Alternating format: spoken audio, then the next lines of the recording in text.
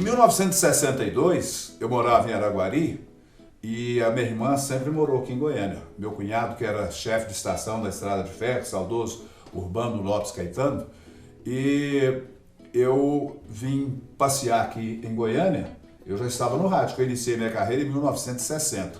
Em 1962, o Aranha Araújo, que trabalhava na equipe do Antônio Porto, era muito amigo da minha sobrinha, Roseli, e eu falei: Roseli, eu gostaria de trabalhar no rádio aqui de Goiânia, a Brasil Central, que era a dona absoluta. E o Antônio Porto fez um teste comigo, eu passei no teste. Passei, ele fazia chamada do Screte de Ouro, botava o nome dos integrantes do Screte de Ouro e meu nome foi colocado. Eu fui para Araguari para providenciar a minha mudança para Goiânia. E quem disse que eu voltei para Goiânia? Era apaixonado pela cidade de Araguari e não tinha costume de sair assim fora, mas a primeira vez que eu vim a Goiânia foi em 62. Cheguei a apresentar o programa Parada dos Esportes com o Ledes Gonçalves, que foi um fenômeno da narração esportiva. Ledes narrou muito. Ledes Gonçalves, Jurandir Santos, grandes narradores. Na época tinha Luiz Rótoli. Edson, você começou a falar sobre alguns nomes importantes da crônica esportiva, narradores, grandes narradores que nós tivemos. Seria possível citar alguns que surgiram naquela época, cresceram com você e que chegaram a brilhar aqui no Rádio Goiânia, e também alguns, né, como Antônio Porto, que foi para a Rádio Globo. Nós tivemos Aldir Amaral de Anápolis, que foi também para a Rádio Globo. Não é verdade isso? Na década de 60, eles já estavam caminhando para lá. Quais outros nomes você poderia citar para nós, só para ajudar a nossa memória? O Ledes Gonçalves narrou muito, o Jurandir Santos. O Jurandir é lá de Araguari, apesar de não ter nascido em Araguari, ele é da cidade de Anápolis, mas foi bebezinho para a cidade de Araguari. Filho, era meu vizinho lá em Araguari, o Jurandir Santos, filho do seu Fernando, mas a dona Geralda, Jair, Jurani, Jadir, irmãos. E o Jurandir, nessa época, ainda não brilhava, em 1962. Começou a brilhar depois de 65, 66. Agora, nós tivemos Nickerson Filho, que era um baita de um narrador esportivo.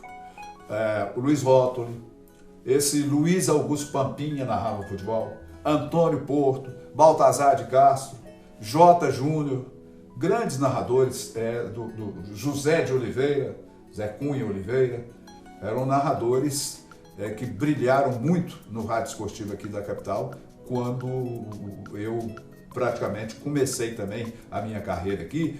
Edson, nós tínhamos naquela época aqui também em Goiânia o futebol muito forte, no interior aqui, mais próximo do Anápolis, Inhumas, que eram a Pantera Vinhada de Inhumas, né? O Anápolis chegou a ser campeão goiano em 65.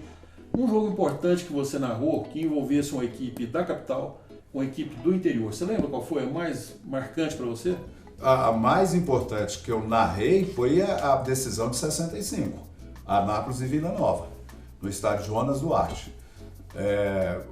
O Anápolis tinha um timaço, o Vila Nova tinha um timaço, jogo decisivo, habitado pelo José Muniz Brandão.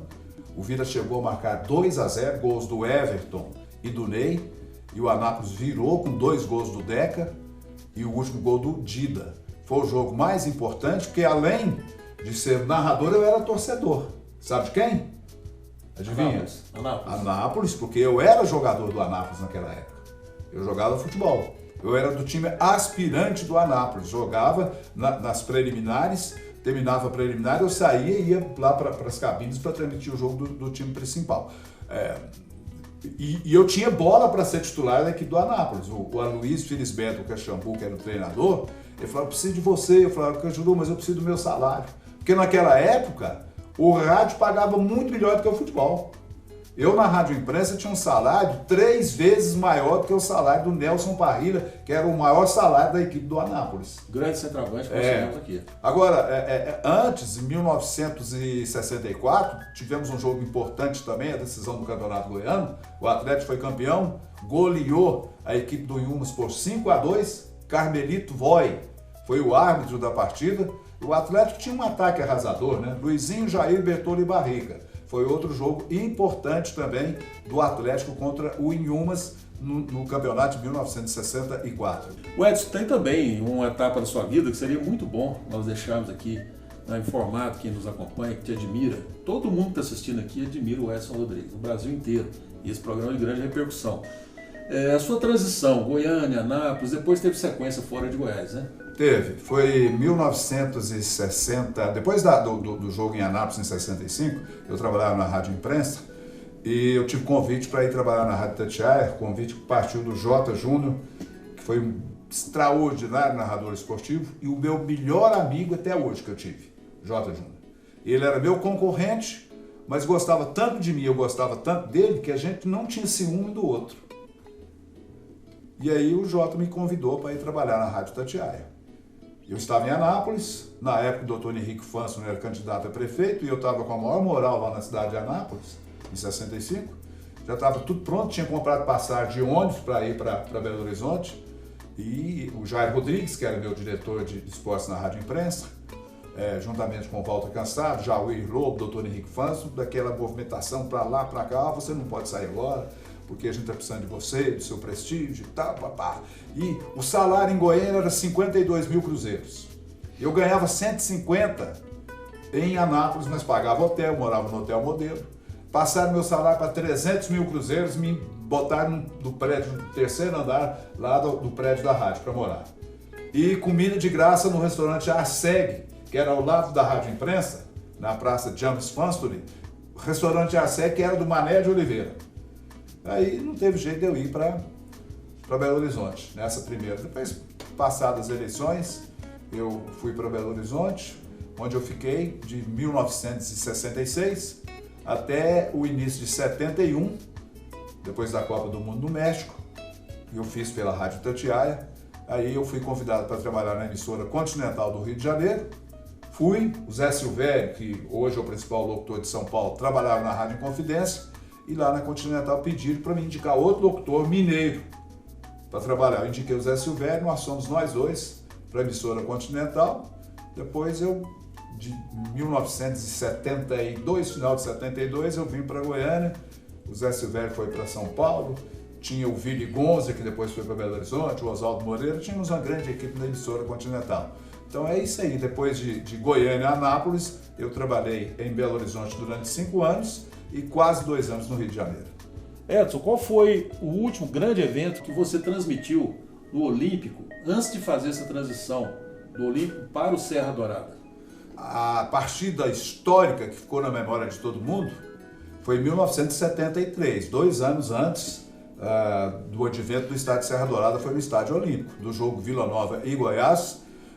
No tempo normal, o Goiás ganhou de 2-0, na prorrogação ficou 0-0, o Vila armou uma retranca, o Benedito Gonçalves havia expulsado 2 jogadores principais do Vila Nova e os mais disciplinados, Carlos Alberto e Fernandinho. O Vila armou uma retranca e na decisão por pênaltis, o Vila Nova acabou ganhando do Goiás, bateu os 3 pênaltis com o Andes, Jorge Fernandes e o Alexandre Cruvinel, e o Goiás bateu o primeiro com o Elinho, o goleiro Luizinho do Vila Nova defendeu.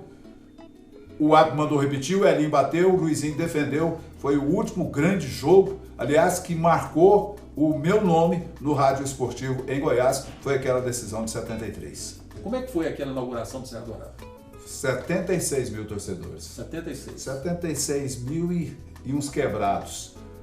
Público que lotou o estádio Serra Dourada, uma maravilha. Na época, 1975, 9 de março, passou a ser o principal estádio do Brasil em beleza, em modernidade, o estádio Serra Dourada.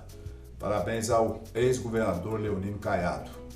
E um jogo maravilhoso da seleção goiana, dirigida pelo Paulo Gonçalves, que venceu a seleção de Portugal por 2-1. Eu narrei o primeiro gol de um goiano de Serra Dourada, que foi o gol do Lincoln.